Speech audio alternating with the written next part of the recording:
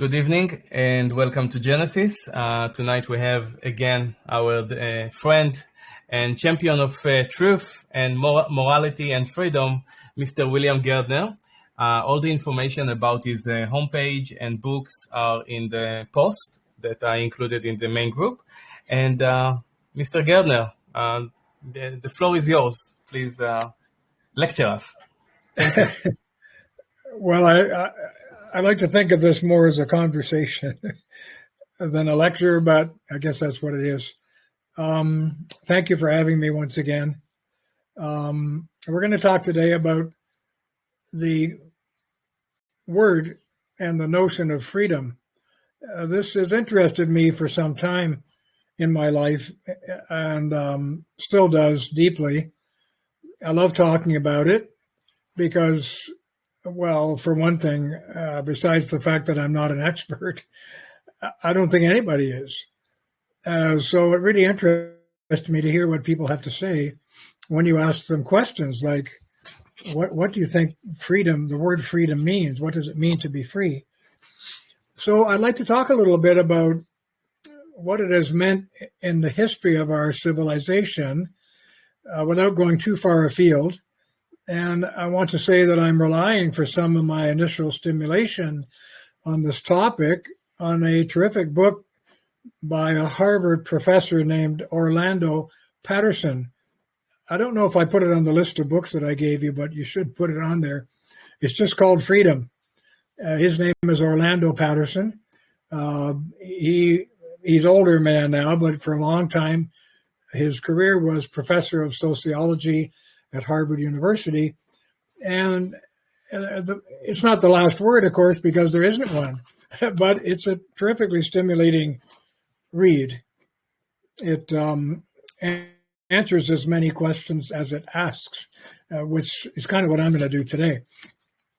So I would say if someone asked me, what's the word freedom all about? The first thing I would say, I think, and this is strictly from instinct, is that I think it is a basic human instinct to be free, not from control by others or by another, but from arbitrary control.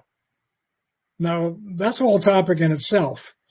Are we ever really free of the control of others? If we live in a human society, I'm not sure we are. Having said that, perhaps the only way we could ever say that we were free of any possible control by others would be if we were alone on the moon or something like that, where there is no law, no jurisdiction, no impediments to whatever it is we decide we want to do. But that's a crazy idea because nobody lives that way. And even people who tried to live that way have had only variable levels of success, like, true hermits and people who've gone into the wilderness to live in their cabins in the mountains or whatever. But even they are under somebody's jurisdiction. There's probably a law that applies to them. They may not even know it, but they find out if they break it. At any rate, you see what I'm getting at, which is it's hard to say what human freedom is. After this initial part of this talk, I'm going to work from one of my own documents called 6 Kinds of Freedom, in which I try to spell out what I think some of these varieties are.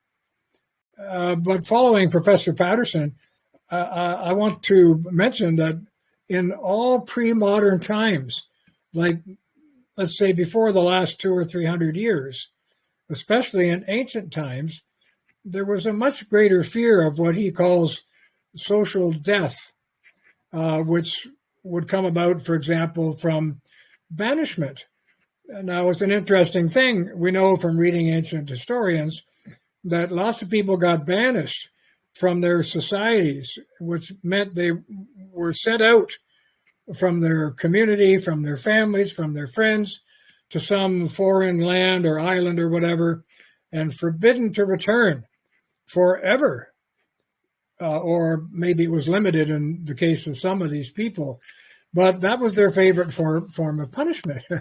Now, would that be ours? Our favorite form of punishment, and it's interesting how it goes together with our definition of freedom, as we shall see, is putting people in jail. In other words, depriving them of their physical freedom as closely and tightly as we can. The worst form of this we call solitary confinement. Well, that's a kind of social death too, except they're still seeing people. There's they're seeing guards and maybe other prisoners once they get out of solitary and that sort of thing. But our idea of a terrible punishment is to restrict you physically. We don't deal much with the question of restricting you morally or mentally. We start with the physical. In ancient times, they started with the social and the moral. They banished you from your home, your family, your wife, your kids, and your friends. And this was a deeply feared consequence of bad behavior in ancient Greek and Roman times, as it is in many other societies still. Having said this, if we got down to the pure physical aspect of the question of freedom, we could probably also say that in the minds of many people, especially those who lived in slave societies, and almost all societies at that time, were slave societies. Ancient Greece was a rampantly slave society, as was ancient Rome. In fact, Patterson mentions that at one time, I guess maybe in by the first or second century AD, I couldn't believe this, but he said something like 90% of all Roman citizens were either descendants of slaves or had been slaves themselves. This is just simply astonishing. And there were all kinds of sociological ramifications and economic that came out of that.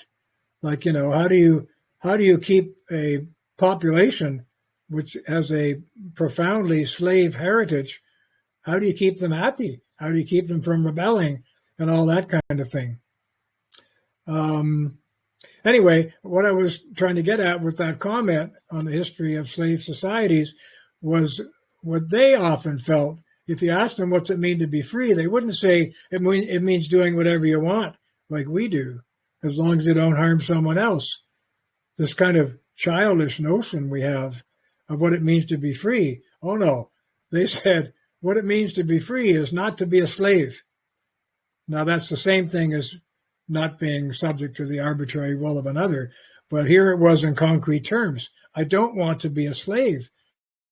To be a slave would be the worst thing I could imagine, maybe other than banishment from my society. But none of these notions, as I say, had anything to do with our modern notion of doing what you want as long as you don't harm another, which has been encapsulated most famously, as I have mentioned before, in the work of John Stuart Mill, who put it in a couple of sentences, which we refer to simply as the harm principle. It's supposed to be some enlightened, insightful, libertarian idea, but in fact, it's just a reworking of the old golden rule: do unto others as you would have them do unto you. You don't want to make them a slave because you don't want them to make you a slave, and so on. But this idea of doing what you want personally, as long as you don't harm another person, you can see has nothing to do with banishment, nothing to do with being kicked out of your society. It's an ideal which is peculiar to modern societies.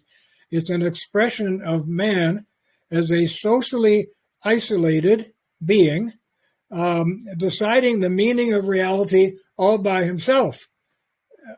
For those of you who may have political sensitivities, when I use the word man like that, it's with a capital M, as in the German das Mann, which means the human being, Same if I say himself. I don't want to keep saying himself, herself, all the way through a lecture. But the long and short of it is, it's an idea, as I say, that's peculiar to modern societies. You don't find it in prehistory. expression of man as a socially isolated being, deciding the meaning of reality by himself. Now, this notion is a repudiation of all common morality. It's also a repudiation of all notions of divinity as the meaning of life. And it's making reality personal and private.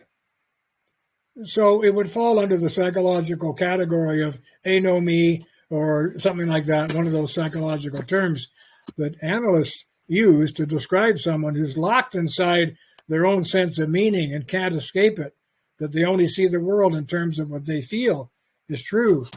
They're incapable, actually, of seeing it any other way. Now, here's something I found astonishing when I first read it, and I've cited it in a few of my own essays. In 1992, there was an American case called Planned Parenthood versus Casey, in which Justice Kennedy, who was on this, he was, I think, the lead justice of the Supreme Court of the United States. He wrote the following statement, which I had to read 10 times to understand what he was trying to get at. He said, liberty, and I'll remark as we go forward on the difference between liberty and freedom, but here I think he's conflating the two. He's figuring they're both the same, and I don't think they are. But he says liberty is fundamentally the right to define one's own concept of existence, of meaning, of the universe, and of the mystery of human life. I have in brackets a note to myself here, as if I were speaking to Justice Kennedy. Sir, if it's a mystery, how can it be defined? So he says everybody has the right to define it, and then he refers to it as a mystery. I don't think he realized that he was hanging himself or lifting himself by his own shoelace there. But my point is that this is not saying that we have a right, and again, next week we'll talk about the notion of rights, which also fascinates me. But he's not simply saying that we have a right to ask or to imagine or to speculate. It's now a legal right of all. And I just lost you somewhere. I don't know how. Sorry. Oh, I can see you and I can hear you. Oh, good. Well, I lost you, but maybe there we are. Sorry. Okay. At any rate,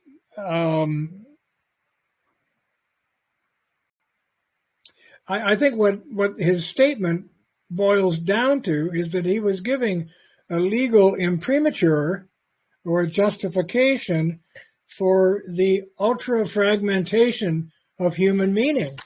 It no longer is dependent on what we all think or some kind of, boiling down what most human beings believe to be true. He's not pointing to a common meaning of the universe or of reality.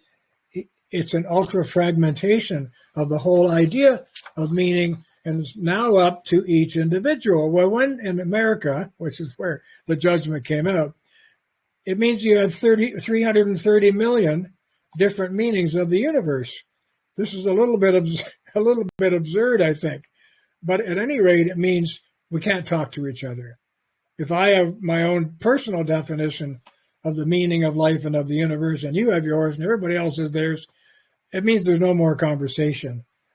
I think that's a kind of social death in its own right, because it's a complete discouragement for human beings to talk over with each other the ultimate sense and importance and of these things in their lives. Moving on now to a few other comments about ancient societies. There were such things as wealthy slaves, which is a surprise to most people. But a lot of slaves in Greece, and especially in Rome, made good money. And when they made enough money, they could buy their freedom. If they weren't already, the term is manumitted. To be manumitted means to be sent away by hand, basically the etymology of the word, which we don't need to worry about. But or they could buy their freedom when they piled up enough money. Now, it was important to ancient societies, which were all slave societies. It was important to them to let the slaves see that down the road they could buy their freedom, because that's what tended to keep them happy, in the sense of not wanting to run away as eagerly as they might if they could never buy their freedom, or knew that they were never going to be manumitted by some terrible, cruel master who had no intention of freeing them. But generally speaking, they all knew that one day they would be free. But the interesting thing that Patterson tells us in his amazing book is that wealthy slaves in particular, and some of them were not only wealthy, but they had a high rank in society as teachers or professors or, doctors or people who had taken up these forms of learning, even though they were slaves. But they did not yearn for freedom. That was often considered a despised condition of the poor who had no social roots in ancient society. So of course they were free. They had no one who loved them, no one who looked after them, maybe no parents at all, which was considered terrible. So this led to the fact that manumitted slaves who were freed, often the first thing they would do, if they had a good master, which many of them did, was turn around and ask for immediate adoption by their master. Why? Because they wanted to avoid what Patterson calls, I'm quoting, the saddest condition of all, which is to be deprived of one's own parents, unquote. So you see, that's a very different fear which ran through ancient societies in terms of the word we're discussing today, freedom, than the one we have in our society, where we just think of freedom in a much more unifocal sense.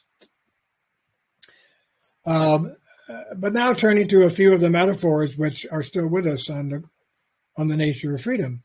The most common freedom and slave metaphor, so to speak, is still with us today, and we can find it in Plato. It's the master-slave metaphor. What do you know? There was real slavery and also metaphors for slavery and freedom. So the function of reason in the economy of human life, so to speak, was to act as a kind of pilot of the ship of one's life, or as the driver of the chariot of one's life. In other words, to provide direction by the soul to the human person, and to tame the passions, because one of the worst conditions that, in fact, it caused tremendous repugnance by ancient philosophers, and honestly, sometimes you begin to think that everybody back then was a philosopher of some kind. And my comment on that is that I think when you live in tragic societies, and when you live in societies where the enemy may come over the wall anytime and slaughter your wife and children, or your brothers and so on, you develop a very different sense of what freedom means and what the value of life is all about. So anyway, back to the metaphor of the ship or the chariot, and reason of taming the passions. Plato felt that the human soul and reason were almost the same thing. We have a capacity for reason that makes us very different from other animals. We're basically an animal, but as Aristotle also said, we are rational animals. And no other animal can be said to be a rational animal. But the idea of the metaphor was that reason, which is a characteristic of the human soul, shares in divinity. The word they use is participates in divinity of God. God rules the universe, and reason rules all the human passions. So God himself was considered to be a rational and law-giving first cause of the universe.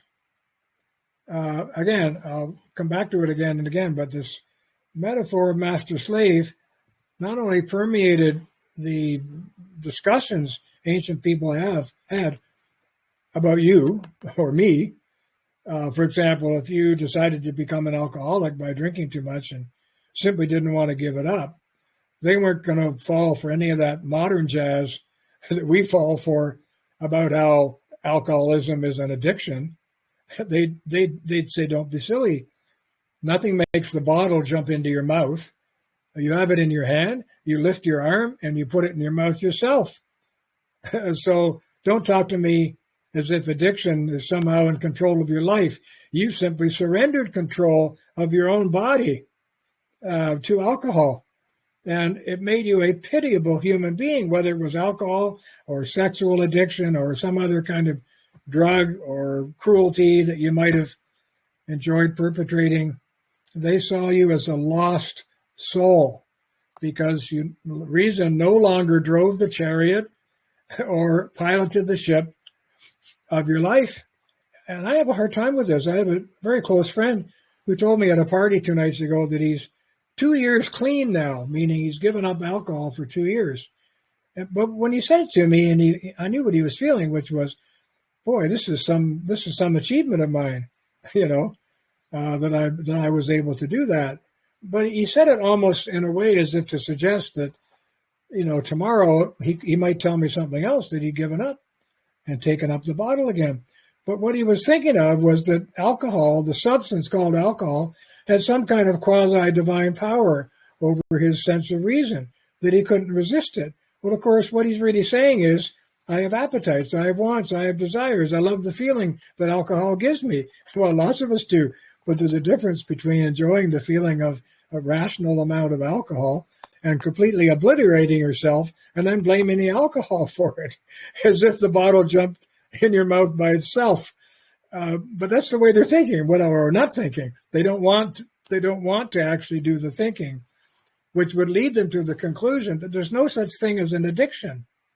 Yes, there's withdrawal. Yes, there's terrible pain. Yes, it feels horrible to stop drinking or get the delirium tremens or whatever you call it. And my father was in that situation. He was a lifelong alcoholic. So I do know a little bit about it, experientially speaking. But what's wrong with our society that we've given up the master-slave metaphor, that we choose to see ourselves as slaves to our own appetites, and we count it as some kind of great victory if we're able to overcome them, instead of realizing with a certain shame, which we would if we were living in those ancient societies. Right from the get-go, we would have felt the shame of surrendering to our own passions and allowing them to become the master of our reason. Now, this metaphor, as I say, is still here with us in our very in our political systems, and I'm going to explain how, because I enjoy seeing this and trying to point it out to my friends and so on. Our modern so-called free democratic systems are in fact structured, most of them have been structured on the same metaphor of reason and the passions. For example, people who put America together, where they did have some changes, they changed it some decades later when they made amendments on their Senate. But when they put their Senates together, the idea was that the Senate in a democratic republic or in a constitutional monarchy like Canada, that the Senate would be a chamber of sober second thought. That's the phrase they used. Sober, get it? Not drinking. Sober second thought. Reason would be sitting as a judge upon the determinations of the House of Commons or the Congress or the Parliament, whatever you have, which is beneath you in the structure of government. The laws would go from Congress, or in our case in Canada, from our Parliament. They would then be sent upstairs to the Senate. That's not just a spatial metaphor. It's upstairs in the sense of that's the house of reason. The Parliament is the house of passion. So here we have this metaphor again, you see. The driver of the Parliament, which is the two houses combined in our system, at least, and in the British system and in the American system, in a lot of parliamentary systems. The metaphor is that the driver is the Senate, the horse, so to speak, the passions, often unruly. You can hear them. You go into the House of Commons, you hear them shouting at each other and carrying on unbelievably, and they make a law, but it's not a law till it gets cleared by the Senate. Now, the Senate's not been part of those passions. It's been a separate body observing the passions at work, and then it receives the judgment of the passions, and it says, did they make sense? Or did they lose their friggin' minds making a law like that? We got to send it back and get them to refine it or redo it, or we will not put our seal of approval on that law. So you can see how the ancients are still with us in the sense in which we are living under the very same metaphor that they lived under.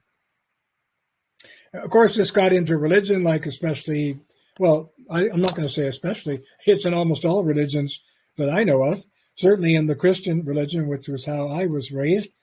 Here we have the question of slavery to sin. See, people are considered to be enslaved to their members, as Paul called them, meaning parts of their bodies, passions, appetites, and so on.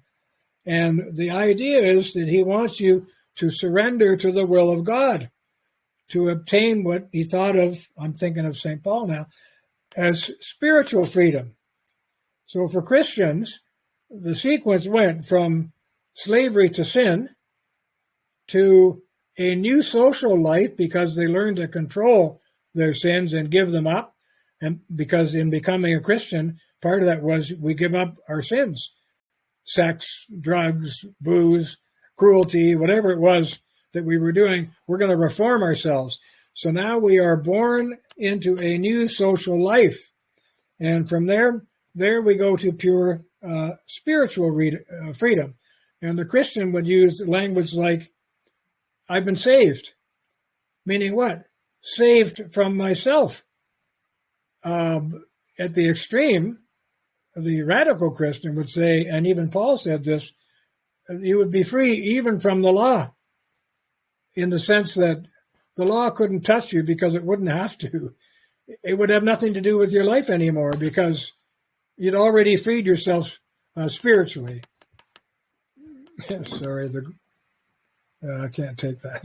Somebody tried to call me on my Apple Watch, but I can't take the call. So anyway, this is a bit of the background, metaphorical and political and social, that I wanted to share with you. And now William, what I'd like, yeah, go ahead. Can you touch a little bit about the differences between liberty and freedom?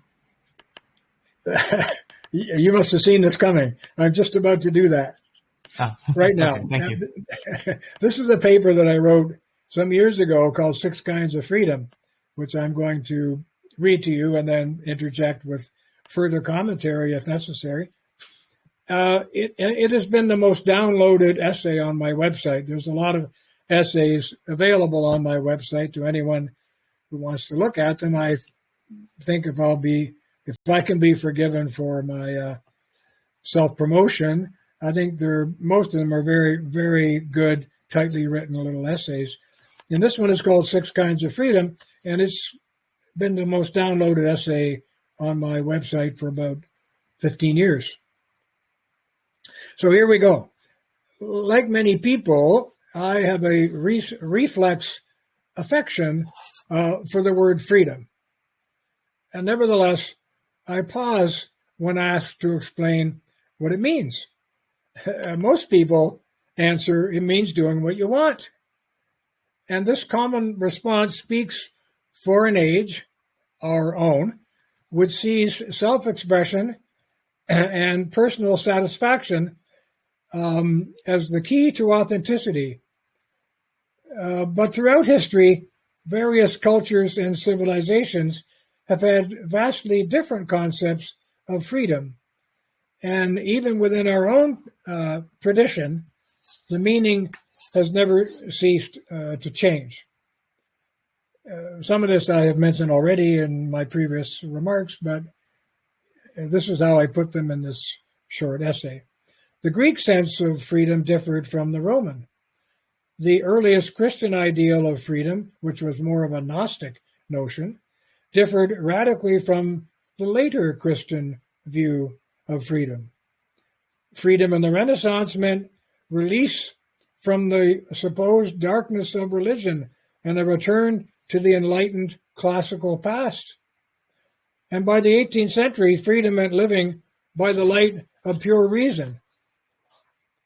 Then again, in the Romantic period, from about 1780 to 1830, people revolted against the idea of cold and heartless reason, and they sought or looked for what they called true freedom in personal feeling and original self-expression. Now, this was frowned upon deeply in the prior Enlightenment or classical period, which was the governing ethos of all literary and artistic production. In the classical period, if you wanted to be a good artist or a sculptor, well, the first thing you did was you found the greatest sculptors in history, and you tried to imitate them. You tried to copy, virtually, their techniques and their methodology so that you could be one day as good as they were.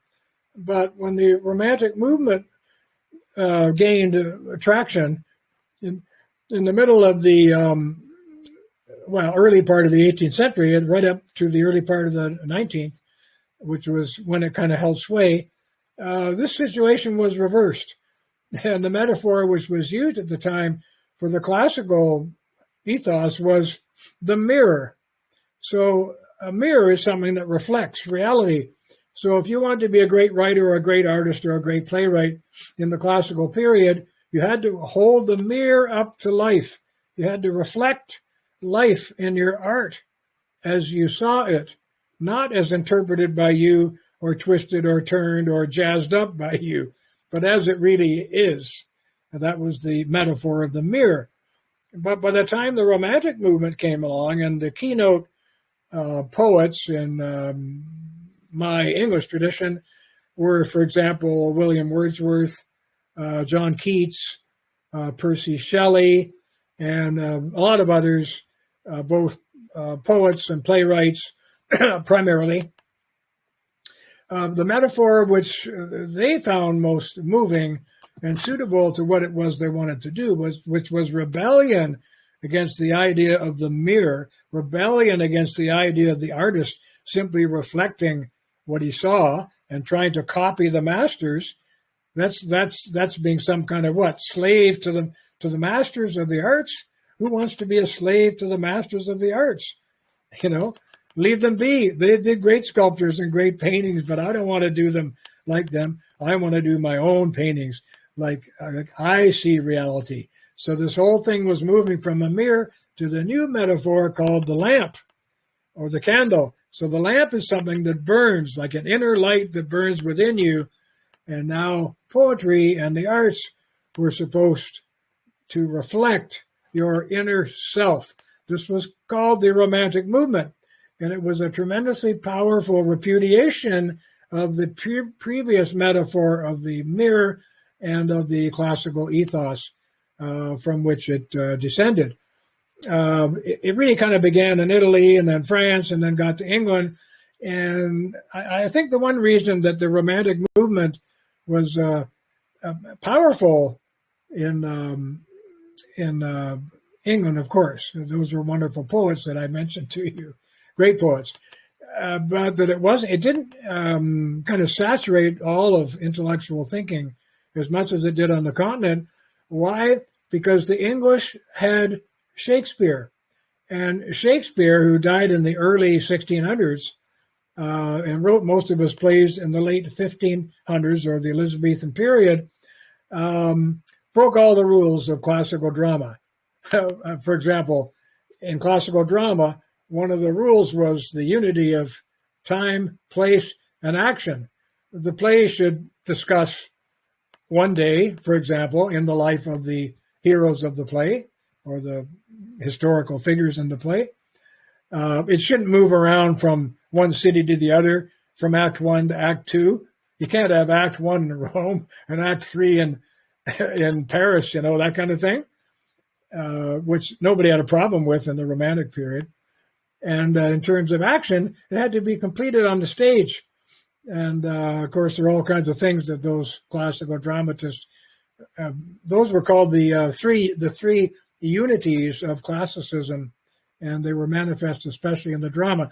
But Shakespeare, in the English tradition, had already broken all those rules, and so they didn't have quite the impact on the English mind that they had in Europe. And so the classical movement in England was weaker, and maybe we could say the Romantic movement was stronger for that reason. At any rate, in the middle of the 19th century, classical liberals, as distinct from their modern brethren, who are pro-statist, I refer to them as modern liberals, and this is a distinction you must use when you're arguing with people about liberalism. Ask them what kind of liberalism are they talking about. Are you talking about classical liberalism, the cornerstone of which was individual liberty, or are you talking about modern liberalism, the cornerstone of which may have began as liberty, but it got corroded and eventually dumped for the idea of equality, that all people should have equal outcomes in their lives and governments should bend themselves vigorously to achieve those outcomes for them. And that's the modern liberal, see? And so when people say to me, well, I'm a liberal, I always say, what kind of liberal? And then they walk away and go drink with someone else or change the topic because they don't know what to say, because they haven't really thought about it. So at any rate, modern liberals, as distinct from the classicals, are pro-statist. They want the government to fix things up. And at any rate, classical liberals began extending this idea into political life, demanding freedom from all unwarranted authority, especially that of the state. And finally, our most recent ideal of freedom is a rather paradoxical one, which I mentioned earlier. We want a combination of radical individual rights, but also a vast social security network to be provided by the welfare state. This uniquely modern combination I think of as libertarian socialism, under which citizens have all the personal, bodily, and especially sexual freedoms imaginable, but all the political, economic, and social realities of their existence are increasingly heavily regulated and controlled by the managerial state. That's the political ethos or system under which all the modern democracies are now living. And you would think it's a contradiction, but as I have said, they've gotten away with it by splitting the body politic into two bodies, into the public body and the private body. When it comes to your private body, we basically do say you can do anything you want. You can have sex with anybody you want, smoke whatever drugs you want, have abortions paid for by the state. It's your right, and all this kind of thing. You even have a right to be put down by a state doctor if you're suffering. And we call that, what do we call it? Assisted suicide. In fact, it's not assisted suicide. It's direct action by the doctor who puts the needle into you or pours the cocktail with the pills in it down your throat to kill you. That's another topic for another day. At any rate, that's the private body. You can do or have whatever you want to please yourself. When it comes to the public body, you're under the thumb of the state. In Canada, for example, which is the only country in the history of the world that has ever banned private health care for listed services, you have no options. If you actually go to a doctor who's been practicing, say, for 40 years, and you tell him you want him to do your surgery because you don't want the young guy who just got out of university to do it because he doesn't have any experience, in an open, free society, the experienced doctor would be able to charge you more because he's better at it. He's done thousands of them. And you know that because he has a great reputation.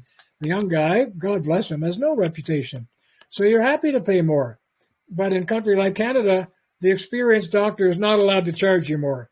If he tries to do that, or if you try to pay him more, like give him a check or a handful of cash, he can be fined $25,000 or $30,000, I forget exactly which it is, and possibly go to jail or lose his license if he keeps on doing that.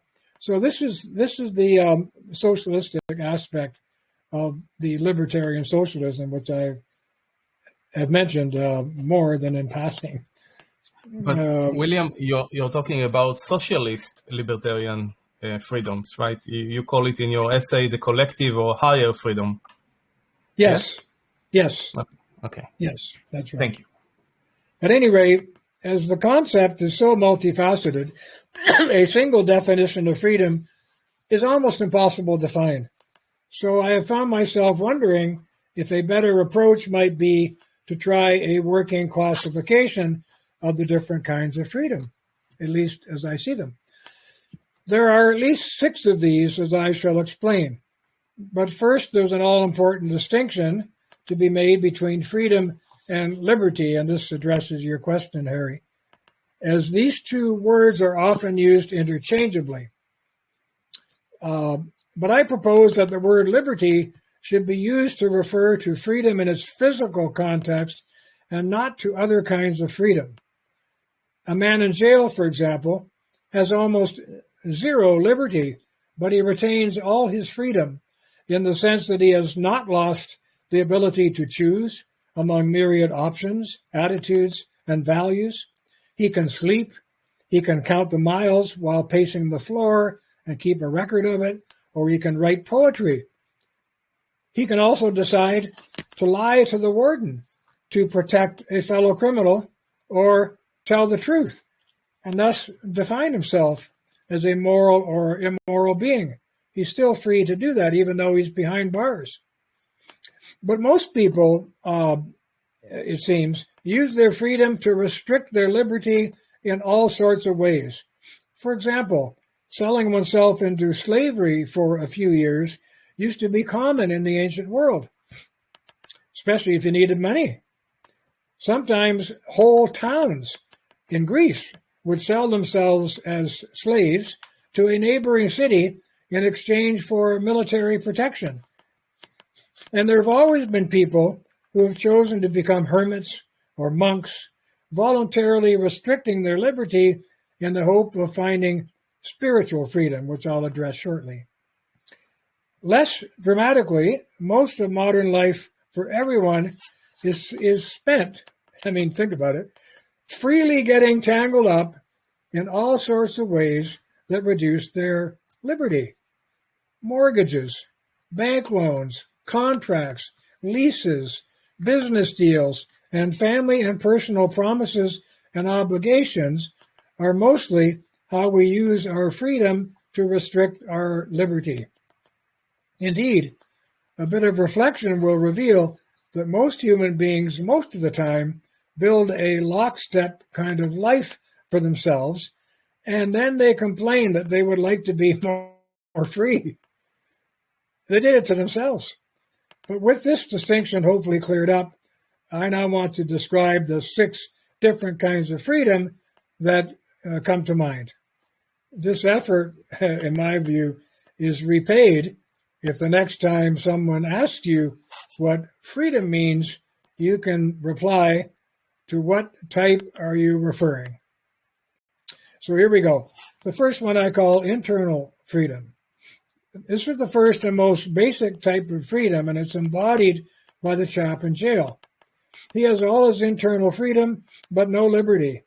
Now, all normal human beings are born and remain free in the most important sense that they are forever and at every conscious moment freely choosing beings, and every life is a delicate tapestry of millions of such personal choices, for better or for worse. We cannot escape this kind of freedom, even if we try, for we must then freely choose among means of escape, and so on. From this perspective, we are indeed condemned to be free, for even choosing not to choose is a choice. Internal freedom is of the greatest personal intimacy and secretiveness. Indeed, it is the hidden core of our being and is unknowable by others. It distinguishes human beings from the animal kingdom and from each other, and is the basis on which we are able to become moral or amoral or immoral beings. And that is why some people call this moral freedom. But this freedom is not in itself moral. Rather, it is the unique human capacity that we have to become moral or immoral according to how we use our freedom. The next kind of freedom I want to talk about, I call self-freedom. Now, most of the world's freedom talk, at least as found in the great religions and philosophical movements, has had to do with freedom from ourselves, in the sense of learning how to escape the ever-present dangers of enslavement to our own passions and our own ignorance. And I talked about some of this earlier, and the metaphors that have accompanied that struggle. For the ancients, self-freedom had to do with the practice of self-control, self-restraint, and balance to achieve the admired master-slave relationship of soul over body that they were certain is essential for the good life. In modern times, however, this ideal has largely been turned upside down, with the expression of strong feelings of the true self. Remember my comments about the romantic poets, right? Elevated to the superior position. The goal of this kind of freedom is therefore often expressed as the need, get it, huh? To find myself, quote unquote. What are you doing? I'm trying to find myself. The first time I heard this expression, or first time I heard it and thought about it seriously at university, I asked the professor, I said, no one ever seems to ask how we would know whether the self-seeking or the self-sought is the true self. Like, how would you know? And which is it? That seems to me the more basic question. But instead, again, we have a modern metaphor. I often think of it as the metaphor of the onion. I think I used that on the show one time before. This idea that if we can just peel enough of the layers of falsity and false thinking and false feeling away, we will get down to the core of our true being. And there will be hiding, happy to see us, I'm sure. It will be our true self at the core of the onion. And this is the modern romantic notion of how you find truth and how you find your true self. It was all the rage, that metaphor, although people never talked about it in that way. When I was at Stanford in the 60s, there were all kinds of people running around looking for themselves. Excuse me, but it's funny. And I felt that... William, excuse me for a second. Are you tapping on something? Tapping with like a pen or something? Because there is a sound of tapping from your side. I'm sorry. I was nervously scratching the edge of my computer. So anyway, I thought it was funny to see these people in anguish, great anguish, running around looking for their true selves. Well, they had bought the modern romantic, or what I call neo-romantic metaphor, and that was governing their thought process. They were, in fact, not free, at least not free enough to escape the metaphor and ask themselves if it really had any meaning, or if the logical question I just mentioned to you, how would you know which was your true self, the one seeking or the one sought? If you ever found it, how would you know which was the truth? They never talked about that. So they were quite happy to remain in a kind of fog over this question. At any rate, it's an inversion of the, by the way, I was just discussing, the romantic notion or metaphor. The classical notion, the more conservative, traditional notion of the self and how we find truth is not by going inward and peeling away the layers of the onion. It's the other way around. It's what I call the glass house. We are all born inside a kind of glass house, which is constructed of millions or thousands or whatever of opaque panes of glass. And every time we can think of a truth or hear a truth from another, one of those opaque panes of glass, it shatters, it breaks, and we are able to see outside ourselves to the larger circumambient universe surrounding us. And in this view, the idea of truth is you try to break all the panes of glass which have produced the falsehoods in your life and made it difficult for you to see the truth. And if by the end of your life you've broken them all, you will be one with the universe, so to speak. I love that metaphor. But the two different images of the glass house and the onion will help to sum up the difference in these ways of doing our spiritual seeking. At any rate, this inversion of the traditional relation of mind over feeling has, according to many, produced what our forebears would have called a disorder of the soul. But whatever may be the outcome, few moderns ever escape a lifelong dialogue with themselves over this kind of freedom. So next I want to talk about external freedom, which is sometimes called freedom from something or other. This refers to the normal and common freedoms expected in daily life in most countries throughout history. It is sometimes described as freedom from because it implies immunity from undue interference by authority, especially by government. It is also sometimes called negative freedom, meaning you should be free to do anything not forbidden by the laws. Now, this is in utter contrast to most totalitarian systems, which say you may only do what is permitted by the laws. Not you can do anything you want except what is forbidden by the laws. You see, there's a huge difference in those two kinds of societies. I certainly rather live in the first kind than the second. So the first kind, say you're walking through the park and there's a sign that says, please do not walk on the grass. In the second sign, but you can walk anywhere else you want. But in the second kind of society, the totalitarian society, their idea is you can only walk on the sidewalks. You cannot walk anywhere else, but you're free to walk on sidewalks. Those are two different conceptions of freedom from. Now, many in the Western tradition consider this kind of freedom in combination with political freedom, to be explained next, as the most important kind of freedom, and in its earliest form, liberal constitutionalism was its political expression in the Western world.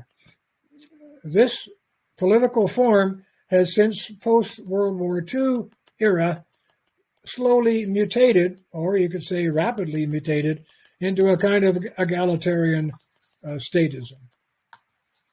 So political freedom, the next type to be discussed here, is sometimes called freedom to, or freedom to do certain things. Try to imagine a world in which you are ruled by a tyrant who lets you do what you want on Monday, but not on Tuesday, and so on, unpredictably. You would likely conclude that whatever your external freedoms may be, they are too unpredictable, to be of any use. What we might call political freedom has to do with establishing certain predictable and permanent rights of action, whether we use them or not, and limits to government power that help to guarantee the practice of those rights. And next week I want to talk about the confusing topic of rights. So we'll get to that then. The most common political freedoms are the right to speak freely, which, by the way, has never been an absolute right, ever, in the Western world. It wasn't in ancient times or medieval times, and it's not today.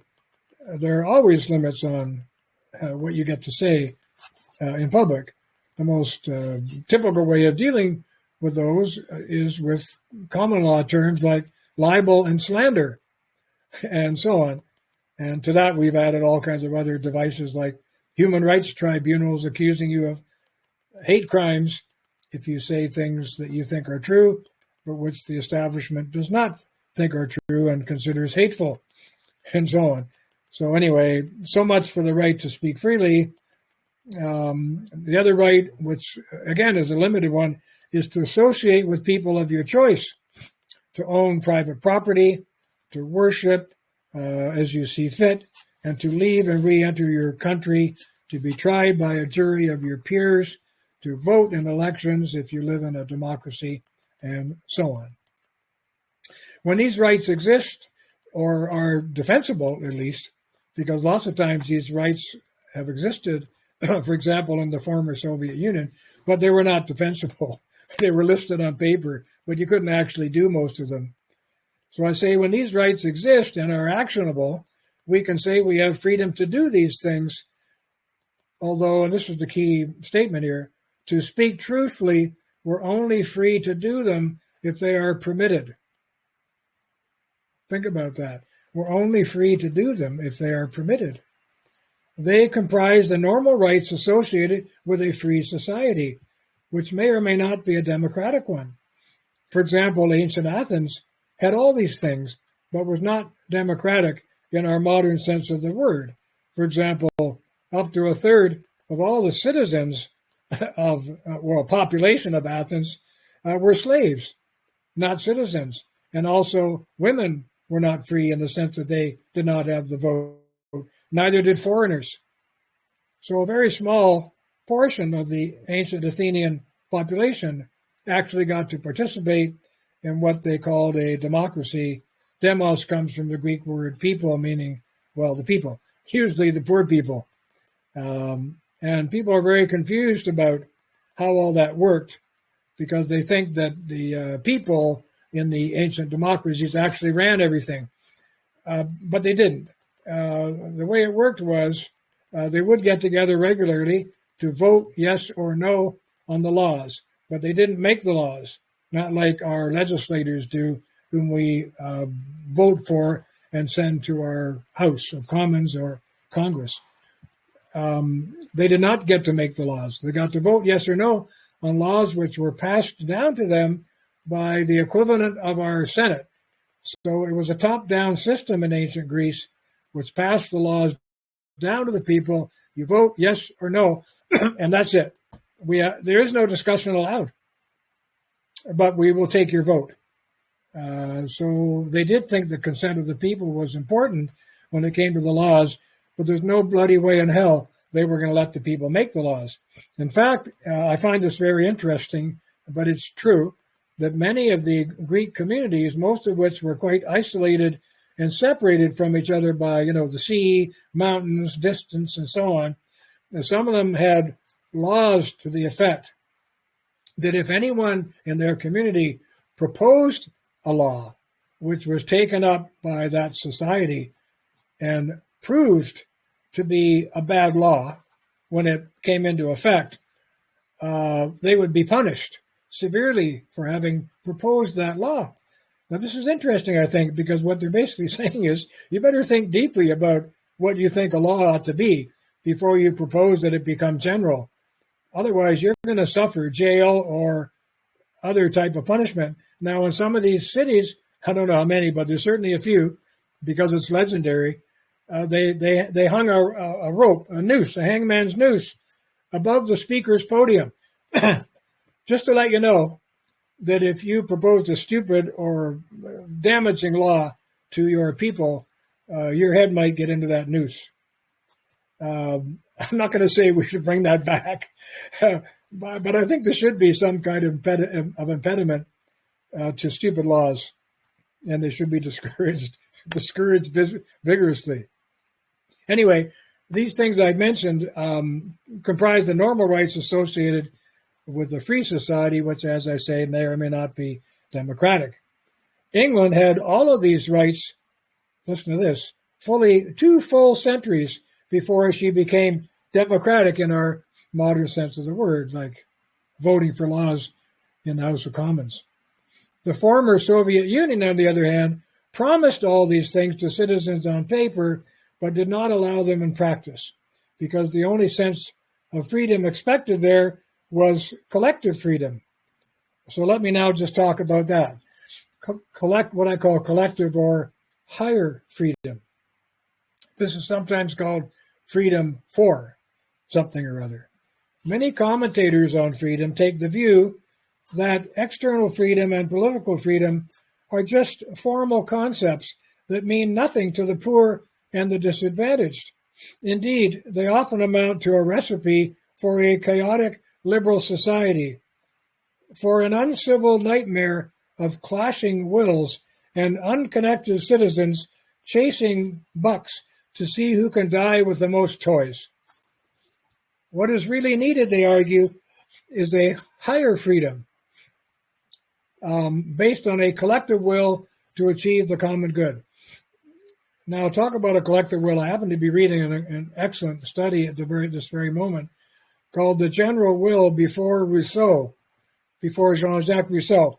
And it's a study of how the idea of the general will or the collective will became so popular in France in the 18th century that it became the kind of lodestone of the French Revolution, which, as we know, turned into the terror, and necessarily so. The terror was not a break from the intentions of the revolution. It followed necessarily from the ideological construction of the French Constitution, of the rights of, or declaration of the rights of man and of the citizen in, I think it was July or August 1789. But at any rate, there was a large public awareness, and certainly an awareness in the church and theological communities of the time of the difference between the general will and what they called the particular will. What was the general will? Well, for a whole century before Rousseau, the arguments were that God acts with a general will. For example, he makes the rain to fall on the dry land so the crops can grow, but he also makes the rain to fall on the ocean, where that's a waste of time. There are no crops there. That's because he operates on a general will. He's not concerned about particular wills, which is why people who argued this case, I'm not saying I'm arguing it, but they are arguing that if you're stuck on the problems of the particular will in human society, like, for example, why the ship sinks and all the Christians drowned, but the thief survived, you're not going to get anywhere because it had nothing to do with God's exercise of the general will. I can't follow some of this myself. I think there's a lot of escape hatches, intellectual escape hatches, which are being brought to play. But in any case, the idea of the general will as a phrase which describes the collective will or the common good of all is extraordinarily important. And Rousseau made the most out of it in his book called The Social Contract. And we know where that led. There's a tremendous, huge scholarship on how that concept of the general will led to a disaster, because what it boiled down to was the so-called, in France, is the so-called Committee of Public Safety, which was their kangaroo court, which could condemn you to the guillotine, to death on the guillotine, without a trial, and so on. And did so to thousands of French citizens. How that was a necessary outgrowth of the Rousseauian concept of the general will, because the general will is for the collective good, and the collective good has to be decided by somebody.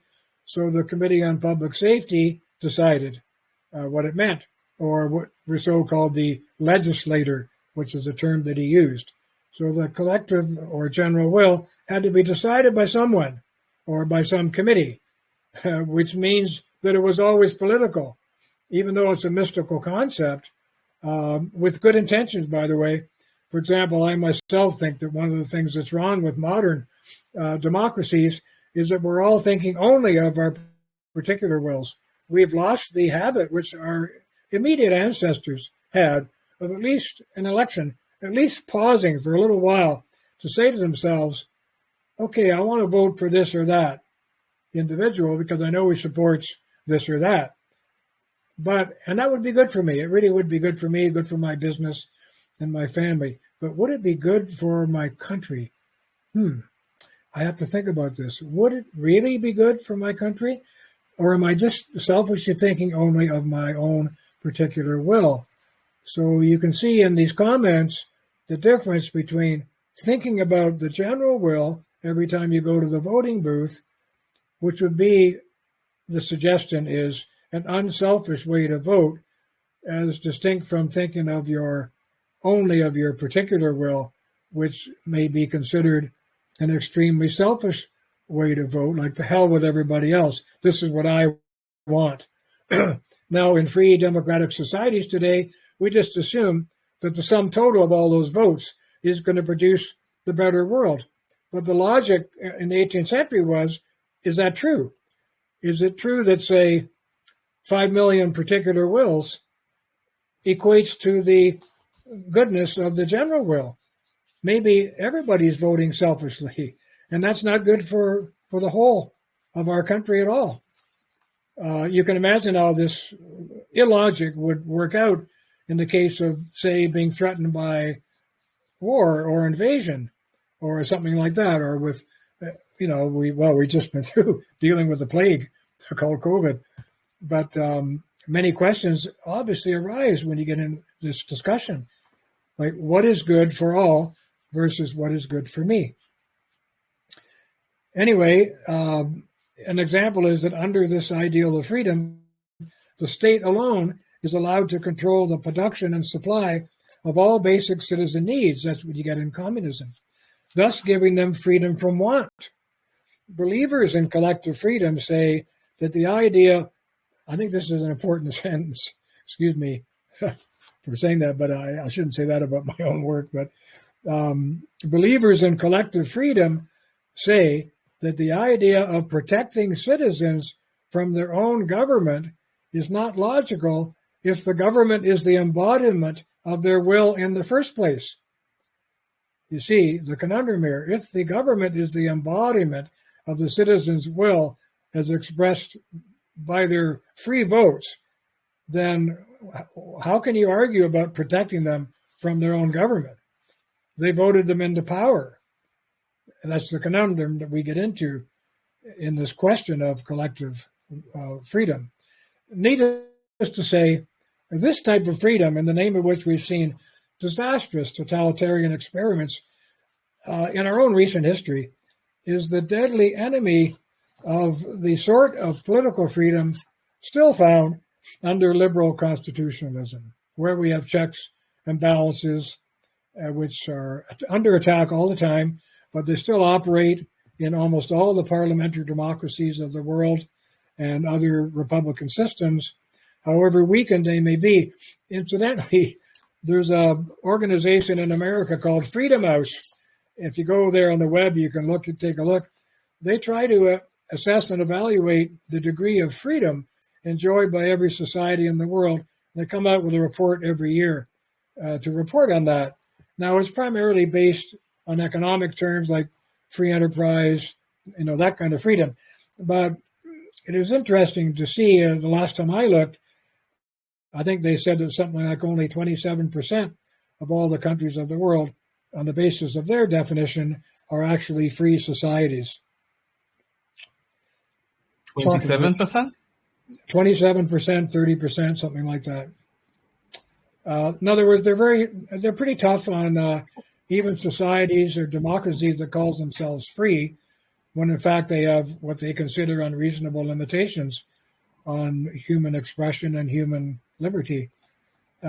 Take a look yourself and see what you think. I'm not selling them. I'm just saying it's an interesting institution which tries to give us a report every year on the degree of freedom in your country. I don't know what they're going to say about Israel. I know what they say about Canada. Can you please repeat the name of the organization? I think it's just called Freedom House. Freedom House. Thank you. Yeah, if you search for them online, they'll pop up. Freedom House, and you'll see a copy of their report there. I'm sure they'd be interested in a comment if you want to engage too. So the last kind of freedom I want to mention, I call spiritual freedom. And in its purest form, this type of freedom comes from striving for a complete identification with God, or with God's will, or with all creation, for example.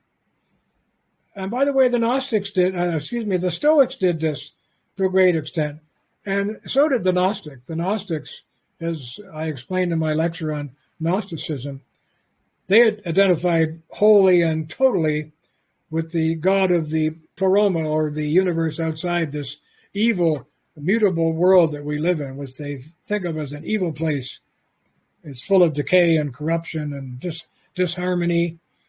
And true ascetic Gnostics refuse anything to do with it. They refuse procreation, they refuse to have children.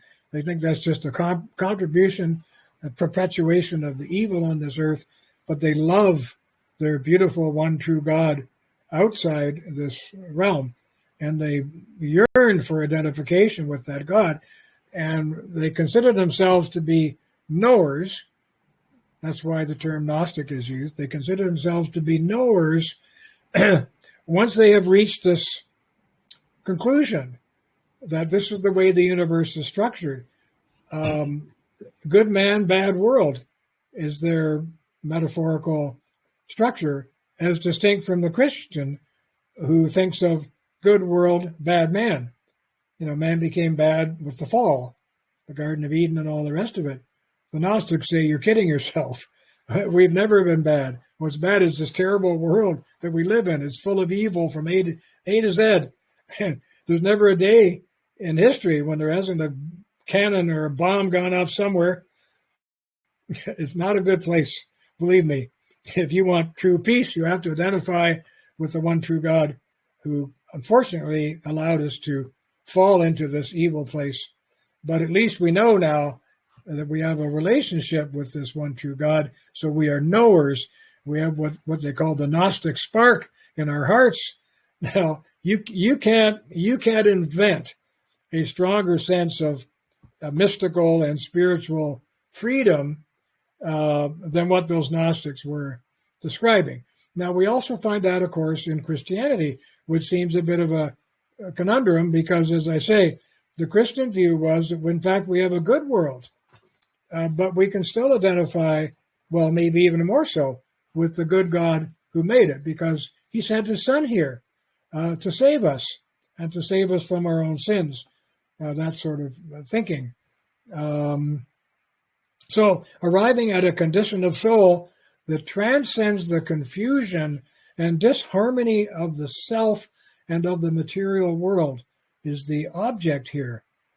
There are many types here of freedom, but at the extreme, some seekers after this kind of spiritual freedom take one of two opposing routes. They engage in a kind of, and I'm talking more of the extreme Gnostics now, they engage in a kind of libertinism of the flesh on the ground that the body is of no importance whatsoever, and so it may be used, abused, and enjoyed until it is ruined or spent. I dare say pot-smoking, drunken hippie mystics come to mind when I think of this in my graduate student years, who were basically obliterating themselves so that they could find this. And often they would use mushrooms and things like that to find this sense of spiritual unity with whoever it was out there. They often wouldn't say. It would be he, she, it, or some other name for this divine principle of the universe, which they weren't denying. They were actually trying to get in touch with it. Or they take the opposite ascetic route and they deny the flesh altogether on the ground that worldly needs, pleasures, and longings, fleshly longings, prevent the achievement of higher spiritual freedom. I think of my Buddhist neighbor here, and I also think of centuries of monks in the Christian and other traditions who sequester themselves away, deny themselves all sexual pleasure and life, procreation, and all the rest of it, so that they can achieve the higher spiritual freedom for which they are yearning. For this type, strict control, if not denial, of the allurements of the body leads to complete freedom of the spirit. Well, anyway, this is the best I can do for now, this little exercise in describing the six kinds of freedom. There may be more. At least helps me to think about it, freedom, and I hope it helps you too. Of course it does. Thank you very much. I published the link to your essay in the group so everyone can read it and listen to your presentation. I would like to ask you a question which is not related to the topic. Can you allow me, please? Please. Yeah, actually two things. One is I would like, if you feel comfortable with that, to arrange a debate between you and Walter Block from the Mises Institution. Professor Walter Block, are you familiar with him? I know Walter Block. He's probably older than me now. He used to be with the Fraser Institute in Vancouver. He's 80. I think you're a little bit older. I'm 82, but, yeah. Yeah. So I was thinking maybe because I think that you are like a minarchist, obviously, and a traditionalist, and he is an anarcho-capitalist, and I would like maybe to have a debate so people can learn from that. So please think about it and let me know if you're willing. I will think about it. I don't shy away from debate with people. As you can see, if you saw that video of mine on the family, did you? Of course I did. It was incredible. So that was a long time ago. So I don't shy away from debate. Walter Block's a lovely man in many ways, and I respect the successes that he has had. But I have basic difficulties with libertarianism because I think it's a impoverished notion of how life ought to be lived and of freedom. For example, it comes down to the harm principle and choice. And I guess this is what you want me to argue with him. I don't see what choice has to do with freedom because we are free to choose bad things. It's not even connected to the concept of freedom. It's only connected to the acts of choice that we make. So do you believe that objective morality is only something that we can, how to say it, like get from the divine, from God? Okay, you know my book of absolutes. I have a chapter in there on the natural law. Yes. I'm not going to say I know where the natural law comes from. It may be that it's simply some inherent aspect of human being, period. But it's recognized all over the world. There's nobody in the world you can find, for example, who thinks that force is right. There's nobody in the world who thinks that stealing is right. Everybody in the world thinks you should honor your parents. Except for politicians, right? Yeah. They're excluded. They force on us their system of ethics so they can be excluded, to lose the competition. Because it's an arbitrary morality. It's not objective morality. Well, we're getting down to a discussion of what you or I might mean by objective morality. And morality is, I don't think it's something you can pull out of your pocket. Of course not. And when it comes to the natural law, I think from Cicero forward, the natural law has been obvious to billions of people who've lived, and which doesn't mean that they can turn it into a material tablet and drag it out of the earth and show it to you. But if we study the natural law, we find that human beings throughout time have simply agreed on most of the basics, which I have been mentioning. And in my chapter on natural law, I discuss those. And there's also a chapter in the Book of Absolutes called Human Universals, in which a very good scholar anthropologist named Edgerton, from whom I took the data, outlines the many, many commonalities of human cultures all throughout history, which, by the way, that was a shock when he did it, because he did it at the high point of so-called cultural relativism, in which anthropologists everywhere were just taking it for granted that all cultures are relative. No two are the same. He said nonsense. And he lost a couple of serious bets trying to take that position before he converted to the idea that there's lots of commonalities between human societies throughout time. And I list them in my book of absolutes. Yeah. So I would like to discuss with you one day this subject, and maybe to try to challenge you a little bit. Of course, I'm not on your level, but I would like to try that. So I will prepare maybe next time. Let's do it. Yeah, it'll be fun. Okay. Maybe I can learn a lot. I doubt that, but thank you. Last question, if I may. I'm not sure if you're following the story, what's happening between Russia and Ukraine, and the energy crisis and everything else which is connected. I just want to pick your brain a little bit, and maybe for you to give us a quick overview of what you see there. Well, my own son and some of his friends don't agree with me.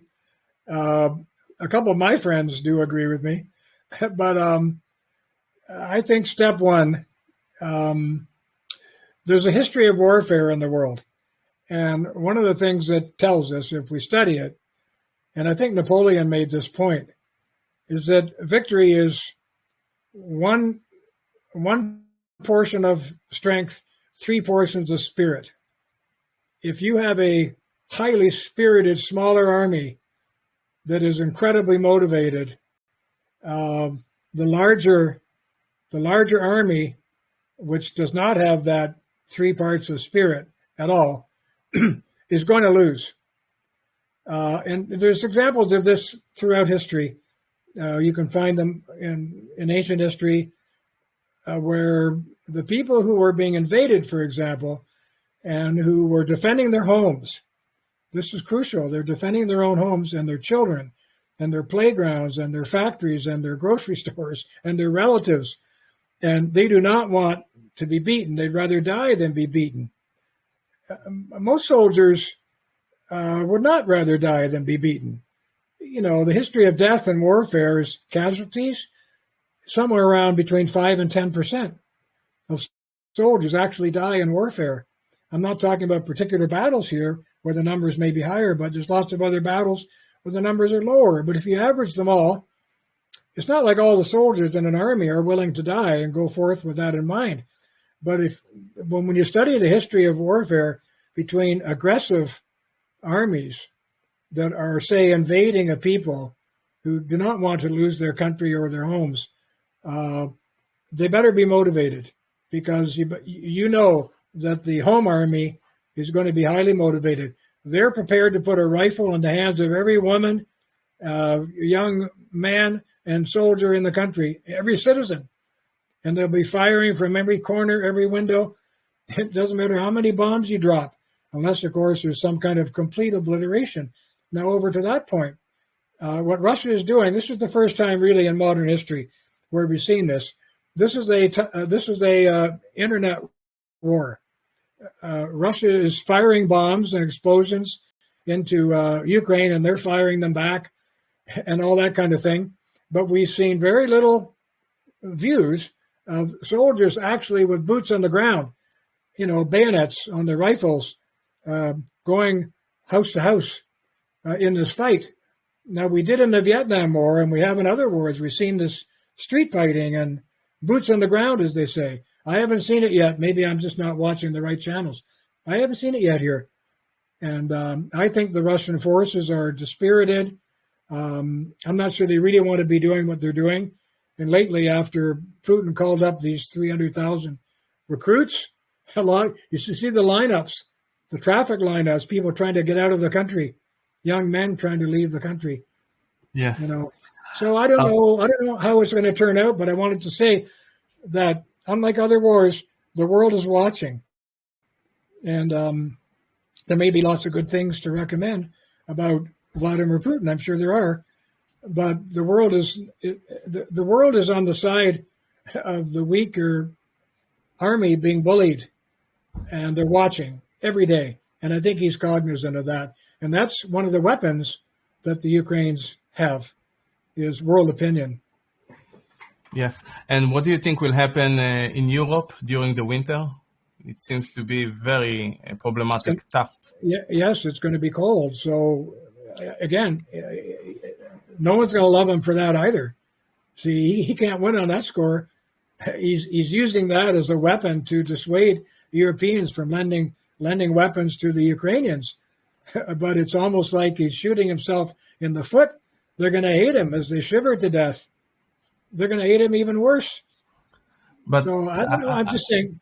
I think that the citizens of the different European nations will eventually have to ask themselves why they have that dependency on Russian gas and oil to begin with, and what happened with their energy strategies, and all this calling for, adjusting everything to address the so-called climate change. No, so totally. Yeah, you're totally right.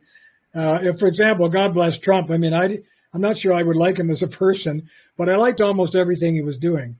I thought Trump's policies in general were heading towards the salvation of America, which to me was heading down for the last 50 years. And finally, here comes a guy who's doing things which are going to turn it around. By the way, with his Supreme Court judgments, I think that's his greatest legacy. But one of the things he did was he made America energy independent. Now, America had not been energy independent for like 100 years. He made them energy independent, and now they're back buying liquid natural gas and all the rest of it to keep themselves going. Yeah, but in the same time, he did a lot of nasty things. But let's not go there. Well, okay, I'm just saying he did 300 or 400 things by way of policy. And I'm just saying, if I pull out, I do this with my friends, I pull out 5 or 10. And I say, do you not like the fact that he reduced taxes from corporate taxes from whatever it was, 29%?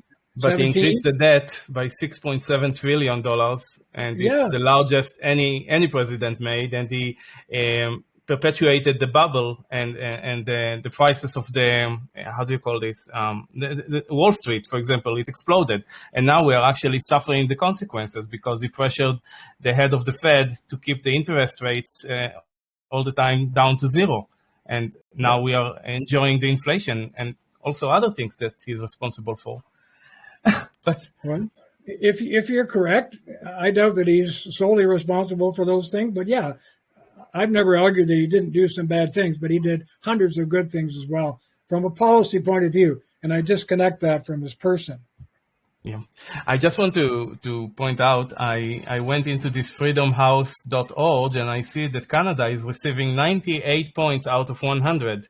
So it turns out that Canada is pretty much the freest country in the world. And I don't think that's the case with your socialist healthcare system and a lot of the other things that happened during the Corona time.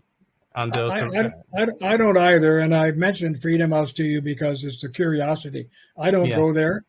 But, that's one organization that tries to give us an opinion on freedom. But there's too much of that that's economic measurement and calculation.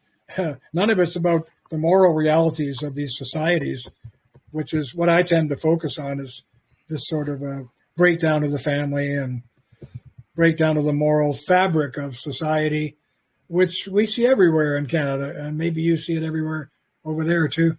Yes, we do. It's everywhere. Yeah. William, thank you very much for your time, your insight, your knowledge, and for willing to participate in our group. It's a great delight for us. Well, thank you for having me again. And don't forget our deal. The moment you get tired of me, just fire me. No, it's not going to happen. You're always welcome. So I will be seeing you next week on Wednesday again? Wednesday, not Tuesday. Yeah, we're going to talk about rights next Wednesday, which I think is it's a sufficiently confusing term. It should be fun. Yes. Thank you very much. I will send you the recording as soon as I have it. Thank you very much. Have a beautiful day, and thank you very much. Good night. Bye-bye. Bye.